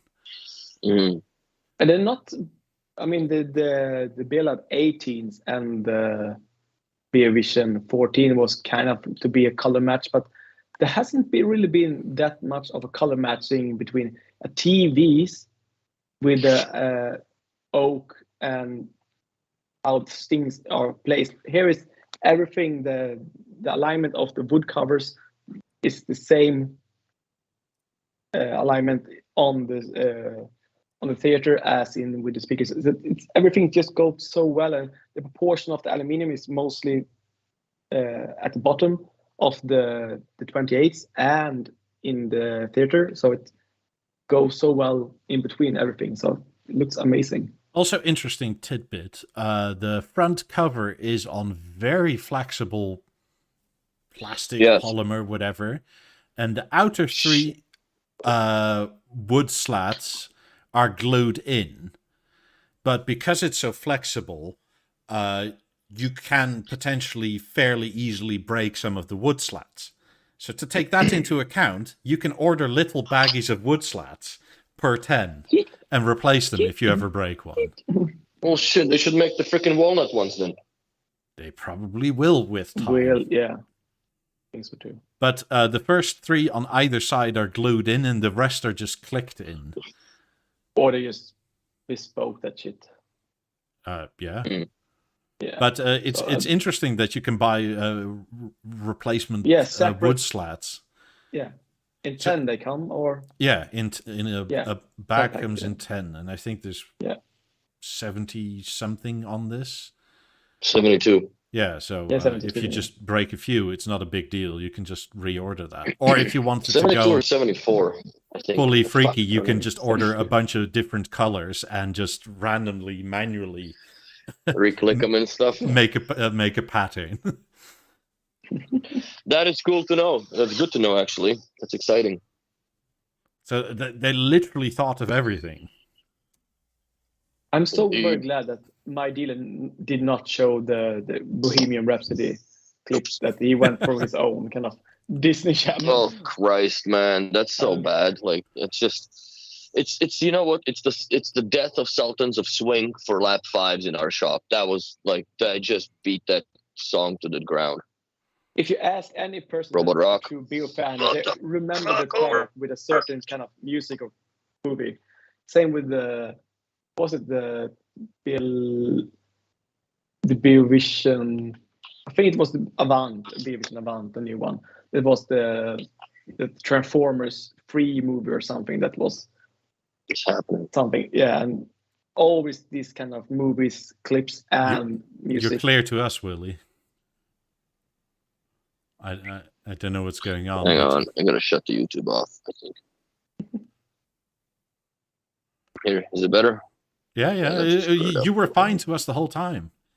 Yeah. Oh, really? I just lost the YouTubes or whatnot. I lost Eric now. Eric's went to incognito mode. Oh, there you go. There you go, buddy. I think the worst part about this is it's going to be holding off this fucking thing because I really want it. I mean, it's beautifully made. It's ridiculously sturdy. Maybe what I'll do, I'll grab a bunch of walnut and I'll order a baggie of 10 and I'll take my Swiss Army knife and I'll start carving those little slats. All 74 of them. Just go whittle. That's right. Make a YouTube video out of it. Time lapse. Also, something interesting that has changed versus older Beovisions is in older Beovisions you had stand positions. They've totally changed that now. You don't have stand positions anymore. You now have listening positions. The listening positions correlate with stand positions and with how your speakers are driven. Yeah, it's a fixed position, yeah. But I didn't know that... What do you mean? It turns the stand and then it corrects for how the speakers are reflecting the sound through the wall and stuff? Two. So if I were to have the optimal position 1, let's say, and measure it to this corner of the couch, right? That would be listening position 1. And that measures for all the distance of the speakers, yada, yada, yada. Yeah. If I were to make listening position 2 on this black chair over here, it obviously all the distances change. So it would dynamically change all the distances from all the speakers firing to this position. Okay. With that, the TV would change so that on the floor stand anyway. Do you turn it yourself as a preset, or does it automatically? No, you by go to triangulation? listening position 2, and then it just goes to that. But do you have to turn the stand manually first to set it as a preset, or does it just turn it because it knows where the listening position is? I think you have to You know what I'm turn the saying? stand. Yeah, for the center. So this Beosound Theater as center, I think you would have to set it first to what position that is. Yeah. And then to everything. But if it's wall mounted, you obviously can't do that if it's like flat on a wall. Yes. So it would use the beam forming to swing it round as much as it can. Sick. Kind of could do this with the my buttons, and especially the Avant. I remember, because you can preset the stand, the music calibrations and all that. But yeah, here it's but it was like usually even I haven't done that. I have sort of positions right to listen in speaker groups, but generally you don't go in measuring everything again for distances from a specific position. Yeah. But the mic that comes with the theater does it automatically. Yeah, but I remember doing it in my apartment, that I took the whole mic, the whole kind of cable, and took it to the table stand, to the dining table, where I usually sit to calibrate it there and have one preset, and in the sofa and all that. But but with the Eclipse and Harmony, it just wasn't available. No, so you wouldn't like remeasure, like you would put in the distances from your main listening position, but it is kind of interesting that you can automate that. Because it is actually pretty accurate, and I have a screenshot of it later. Yeah. But I mean, even a gold TV like here with aluminium 18s doesn't look half bad, if you ask me. No, because the light oak offsets that quite a bit. Well, both are normal oak, but the bases of the 18s sort of take on the gold, and then the top still stays aluminium. Yeah, very warm tone to it. Yeah, and as you say, the coloring is very smooth, not too Dubai-ish, as you would say, but more warm and cozy. I like it. I still won't buy it. It's gonna be a good seller. No, silver for me. Yeah, silver or anthracite, but I can't get away with anthracite anymore, because then the main thing doesn't match with anything. You have to redo everything with the new bangles, and get her to the stage and put it in the bedroom. I asked about that, and she told me no. You can't have a harmony sounding. She loves the stage so much, especially, like, I'm not even joking. She loves the stage so much with the Prestige cover on it that I'm not allowed to move it. It's staying where it is. Nice. Prestige, get on it with the theater. Yeah. Get on. That's good. Huge waft factor right there. Yeah. Good times. I mean, but it's a good looking setup. But as you can see, like with the one hole lower on the vase mount, how tight it is at the bottom. Yeah. Yes. Tight bottom. Yeah. I like it. I mean, and in my honest opinion, you don't really need a 19 connected to this. This thing has so much bass on its own. No. A bass. Does it help it at all, or what? It helps it a bit, but it's not really, like, it helps it for like 10 hertz, maybe. Like from 20 to 29-ish. But it's maybe mostly because of the 18. So were the 18s ever connected? Yeah, and they sound good together. Yeah. It's just it makes the sound a bit higher when you're standing, but other than that, it doesn't. It's again, I don't do that. Add much. The 18s for the theater are more rear speakers, if you want to go that way. Yeah. Yes. I mean, if you really wanted a 19 attached to it, put the 19 in the rear. like behind you with the 18s or something like that. Mm-hmm. But it works and it sounds good together. It sounds very smooth together. But There's so many options now with the 19 doesn't really do much of anything. Oh.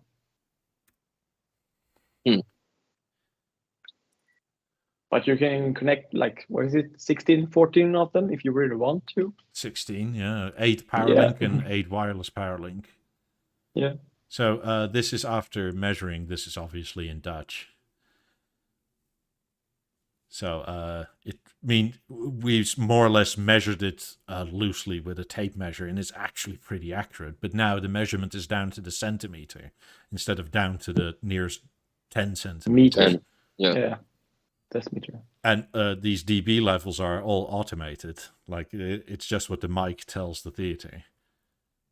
That's cool. The only thing that's that you have to level match yourself are the high channels at the moment. It'll give you the distance, but not the height. And I'm not sure if that's a software thing or if that's probably partially. It could also partially be a physical microphone limitation, because obviously when you have a microphone like this and something shoots at it like that, it gives a way different impulse than when it comes down like that. And because your ears are this way, it's not so drastic, but to a microphone it's quite different, especially to that kind of an accuracy microphone. Yeah. But so everything on the 2D plane works fine, and it works perfectly well. So the only thing you need to set for the dB really is any of the height channels. Yeah. And then you can. We didn't get to playing with a bunch of speaker groups because there weren't. There were only 2 that we did quickly. One was the theater by itself, and one was with 18s and 19. And on the rear were just other TVs, so there wasn't a bunch of stuff to connect it to. I'm sure it'll be there in the shop over time. But just for the high channels, you take out your phone with a dB meter and you play whatever is up front first. Yeah. You see what it comes out to, and you set the height to the same. Yeah. But then you have your full Atmos experience, which is pretty crazy. That's insane. Yeah. But their kind of their own true image is still. It's still doing better. magic to it. Yeah, I think it's a perfect combination, both, actually. That's what I think it is within that system. It's I like how automated. I guess the thing I kind of don't like is that almost nothing is in the TV menus anymore. Like it's all in the phone apps, which is okay. It's just I really don't like setting that shit from my phone. Exactly. Like, I like how the B&O app integrates with the Harmony, and you just go through your remote and set it all. But we are getting too old school, I guess. But all the kids nowadays use the phone, but still the same.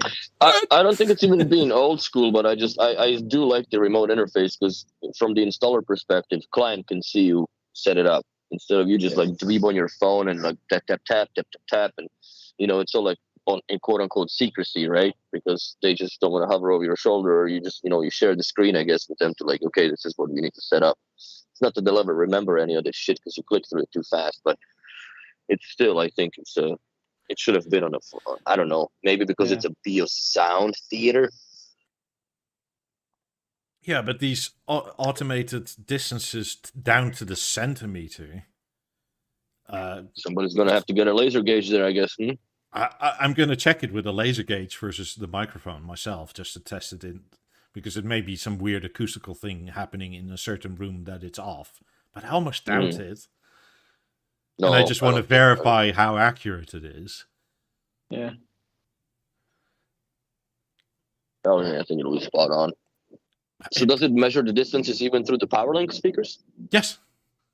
Okay, because the Avant never did that, right? Or Eclipse. Only the No. wisest speakers would be measured up for distance. It doesn't just measure the distances. It also measures output and adjusts speakers dB accordingly, so it's all level.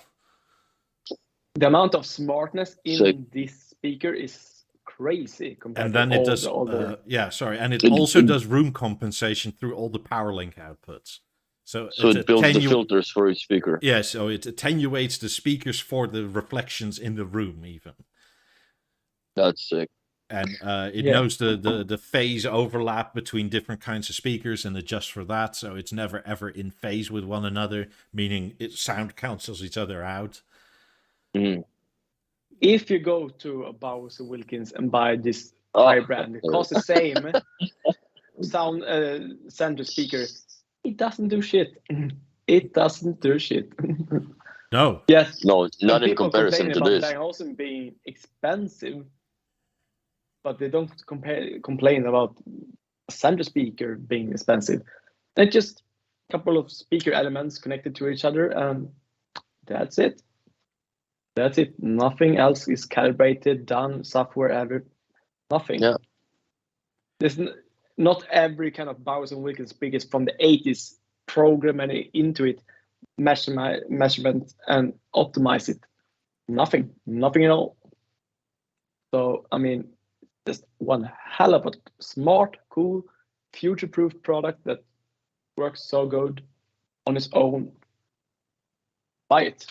Yeah. You buy it. You buy it. You buy it. I kind of don't understand how people are hung up on B&O being expensive, because of course B&O is expensive, but compared to what? Well, that does exactly the same. Yeah.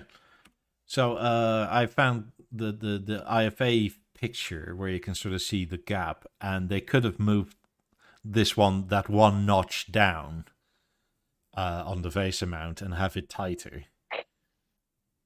I mean, it's personal preference at this point, but you have that room to make this one notch tighter and have this gap, instead of 5 mil, be like 2 or 3, something like that.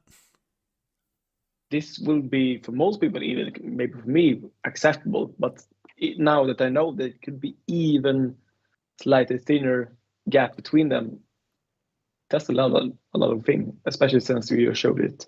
Oh yeah, I mean, really like cool. DJ Neo says, it still looks good, and I agree, it still looks good. Although this is the 77, and I don't dislike it, but it's almost a bit too much.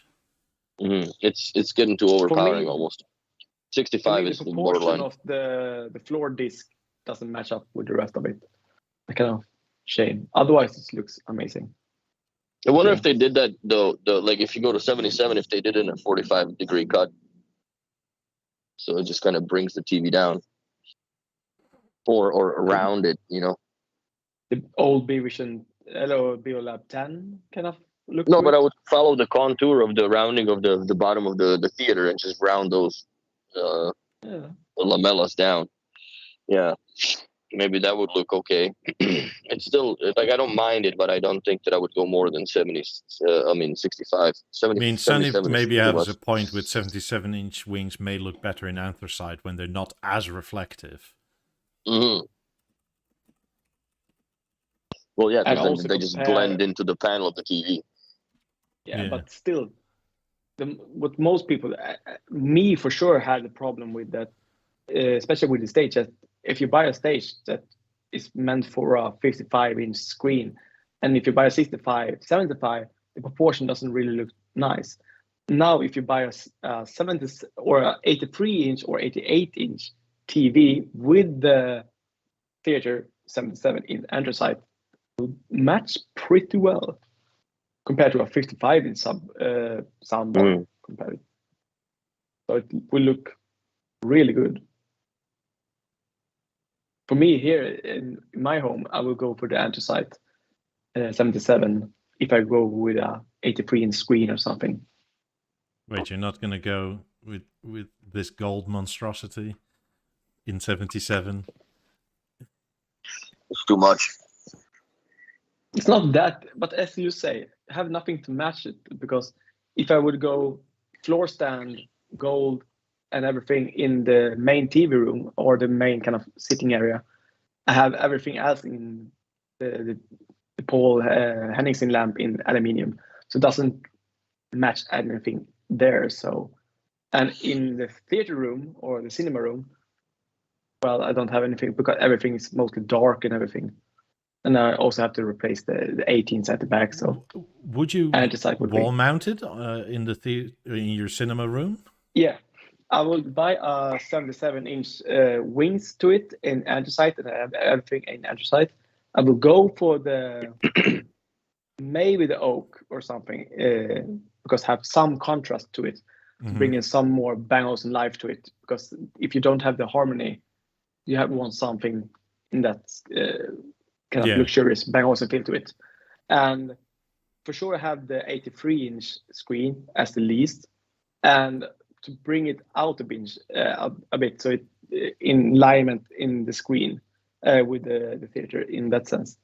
So in that sense, I think I will buy a stand wall mount for it from STV bracket and bring it out a bit, and then have it in that fixed position with a gyro, so it match up maybe 10 centimeters or something from the wall. I think the gold actually looks better with the fabric, by the way, than with the oak. Yes. It's black and gold, right? Yeah. Classic Olufsen. Or even if you go with dark gold lamellas. Supposedly they're coming eventually with different fabric colors too. But one thing I noticed is that if you're going to mount it this way, you're going to be very, very happy. But as soon as that color comes that you absolutely want, you're going to have to take the entire screen off, because the screen mount interface is so tight on the top fabric that you cannot click it up and off. Oh, it blocks. That sucks. You have to bring your scissors and you feels bad. No, but I hear that's something for the installer to manage, because you don't buy the new fabric and want to do that yourself. No. No, it's not changing the shirt. Looking forward to see something more in the fabric department in that new era. They might even match your 90s, Willie. That'd be cool. That would be cool. That'd be really cool if they did that. And you could potentially even ask them. It's probably still cheaper than the oak is to buy. What? Just go custom fabric in the white of the 90s.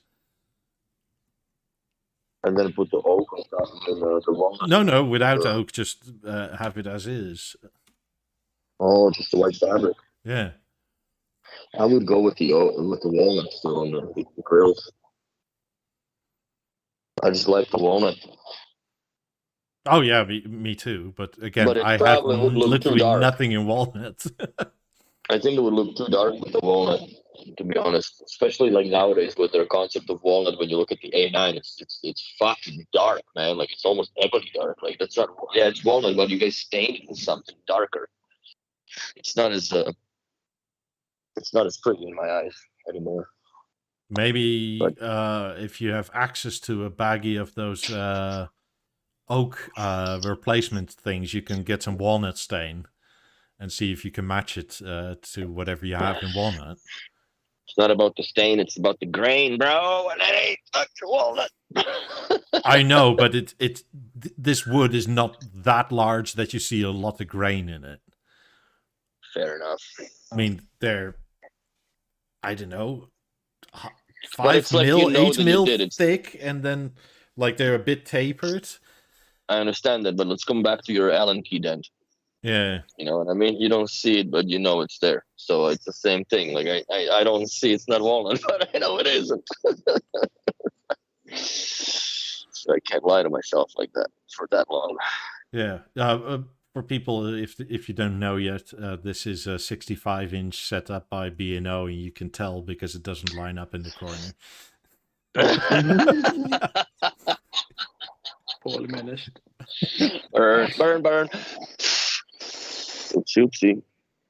Come on, BNO, But this Jesus. was at their At their own IFA event, yes. Well, yeah, because it's not Photoshop, right? So they can't line it up. Yeah. Ooh. But yeah, I mean, all the fabric comes off if they ever make new colors for it, which could be potentially quite cool. But just so you know, if you have it like this, you need to take the whole panel and screen mount interface off to actually click the top fabric off.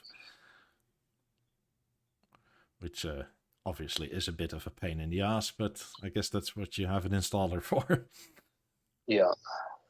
But then again, how often do you change those? You know? I don't know. I bet Skinny Play is working on something for this. Well, I'm sure they would. But if you think about it, like, the only time that I would ever change that, maybe if I moved and I changed my decor a little bit, right? But then the fucking thing is in pieces anyways. Because Yeah. it moved. So then just, you swap it, then boom, done. Bob's your uncle. Because you're not going to just change, maybe, like, there's going to be instances, but it's, feels bad. That's just what it takes. You got to remove the screen and just get it done properly. That's just what it is. How's the connectivity for the mains and shit? Where is the power coming in? Because obviously there's 2 power cords, right? On the back, like the stage, more or less. Mm. Boy, it's going to be tight, though. Yeah. It's very easy. From what I'm seeing, back of it, the kind of ports going every this way, kind of smarter than what they've ever done before. Yeah, but it's all on a 90-degree angle. Yeah. So, like, for Cat 7, that's a really tight turn. Mm. Yeah. There is the nice bit, though, is that in case people haven't seen it, let me pull it up.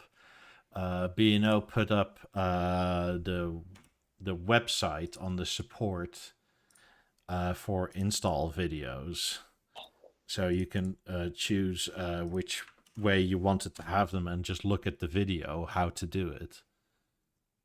Oh, really? So they're actually cutting out the installers out of the game too. So and it's the Vimeo thing. Yeah, that's the official ones then. Yeah. Yeah. Weird that I can't really fully mute Vimeo, but we'll do it like this. The wall mount actually it has a big enough cutout that you could potentially get all your cables in. Because I was thinking of my own cables, and I think I need to put 12 cables in that back pocket. 12? Yes. You have a power cable. I have four PL cables. Then it's 2 external HDMI, 1 internal HDMI to the panel. Then I have plus the network, an Ethernet cable, and then I kind of want to wire this finally for network, and then use the switch to the 50s, which is another 2 cables. So that's 11 cables that need to fit in that back. In that case, yeah. So that's going to be tight as fuck, and I still haven't used all the connections in the back at that point. I still think most people. But I think that the only Cat 7 that you really need to pull is to the 50s. The rest can be all those 3 mil fucking thin power links, right? Yeah, but then I have to replace all my bloody cables again. Oh, boo-hoo. I'm not going to do move that. soon. Yeah, done. So I'm not going to redo it now to redo it. No. That's going to be shit. No, that's in US. I'm talking. Like, we'll fucking do it properly there. But you can put there's like a little extension bit, and you'll see it in a second, where you can sort of hang it on the wall, but it's not on the wall bracket. So you can sort of line it up and shove all the cables through the hole, and then push it back all the way. Nice. So here they have these little spaces that you put on those rubber nubbin things. Wait, did I forget my 12 cable? Yeah, the power cable from the panel also needs to come by here. Yeah. So I have 12 cables. Yeah, then become a cluster. Yeah, and as you can see, it's not very thick in there. Mm-hmm. But I don't think they actually put a cover back on when they wall mount it, because you can't really see it anyway. Yeah, if you got so that close much to the cable wall. going in, you don't even give a fuck about the back cover, man. You'll never see it. One thing I asked Christian, thank you, Christian, still.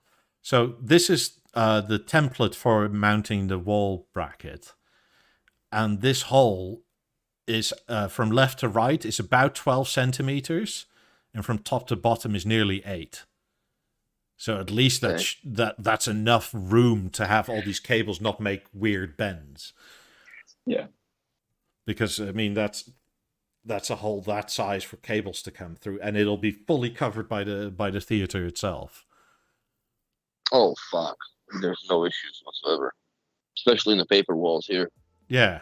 So if you have, I'm going to build a little faux wall in front of my wall, because I don't, like I said last week, I don't want to make my apartment that's on sale like the wall of Swiss cheese for all this, with all the VESA mounts and that sort of thing. So it's going to be 4 bigger lag bolts to just hold like a spacing of faux wall / wood in. And is it worth doing when you're leaving so soon? Yes. Because it's not going to get any cheaper.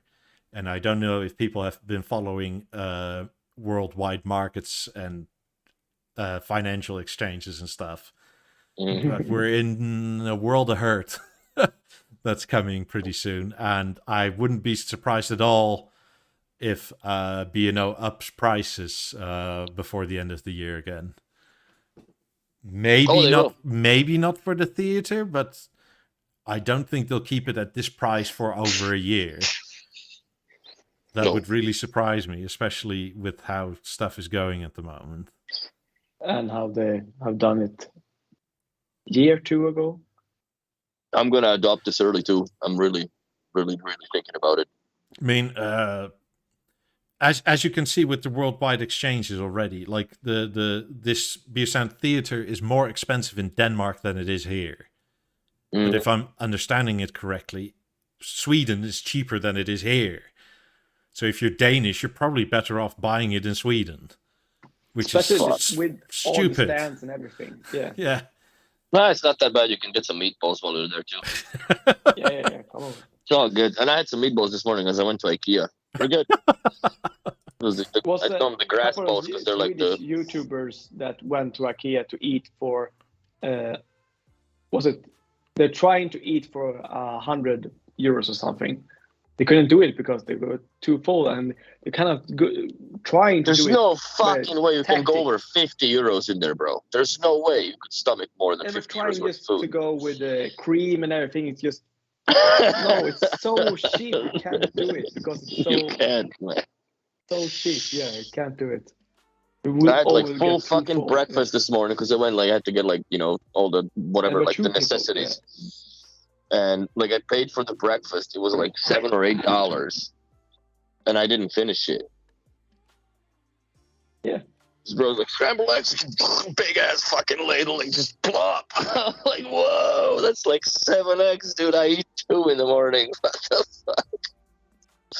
Yeah, so this is what I mean, where they show you Did you do that weird dance too? What?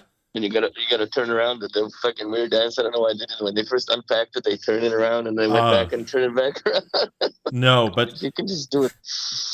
You can hang it off the wall like here, then tuck the last bits of cable slack that you have and move it all around, and then actually once that's more or less sorted, then actually put it on the wall proper. But you still see the cables. You saw that video. They didn't. Yeah. They didn't run it through the wall, man. That's some shame on everybody right there.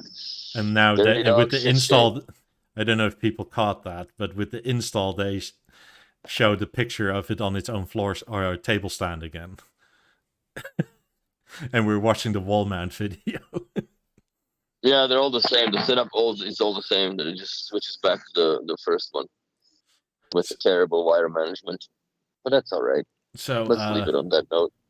But since there's no Yeah. back cover on it, I actually think it might be okay for cables, because if you have the plastic on it, like for the TV experience, God, that's tight if I have to put all the cables in that I need to put in it.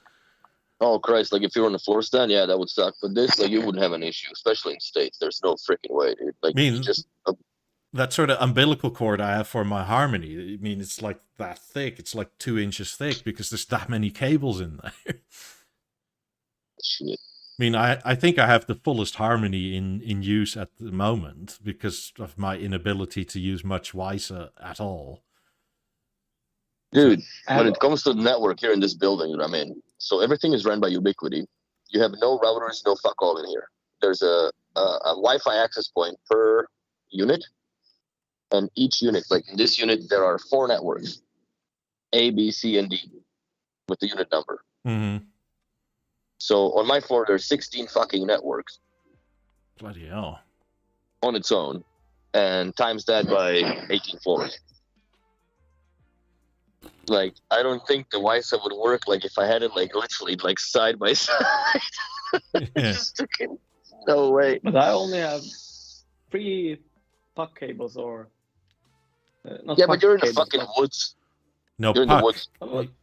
There's only No, two. no, but, There's only 2 PL, puck cables. I have power link. I have 3 power links because every channel, 2 channels is by 1.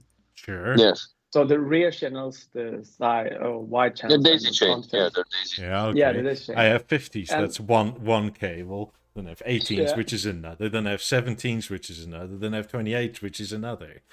So my power links are full. Like, I actually wish the theater came with another power link output wired. But they could manage the 28s without power link. Why so mount those? That would be In a Otherwise, normal it is house, a problem. in your place, probably yes. In my place, Have you ugh. tried them? Florida. Have you tried the Wi-Fi in the apartment on the 28s, just like for the shits and giggles, to see if No. it actually reaches? Well, it I just wonder reaches, if but the antennas it reaches. the antennas are the same. It's the same modules antennas. Like they haven't, or can I? They haven't changed any of that. But the reach From is what not I've the seen. problem. It's the intermittent it's signal the loss. interference. that Everything comes in going there. around it. Yeah. I mean, because the 17s reach is just that every so often they drop. No, I understand that. That's what I was asking. Like, Yeah. I know they reach, but like, would they drop off? Like, did you notice? But you haven't tried that, so. I mean, there has been some network changes around, and I've changed my network around, so that's partially why you see a 17 sitting there, because I'm actually testing it. And before we came on, they played for an hour and a half without dropping. So, But which is an improvement, like massively, because before it dropped every 10 minutes or so. Oh fuck. yeah, I mean, and with remember 17s, 18. it's not so bad because they flicker and they come back, right? But with 28, you have that, okay, we're off now.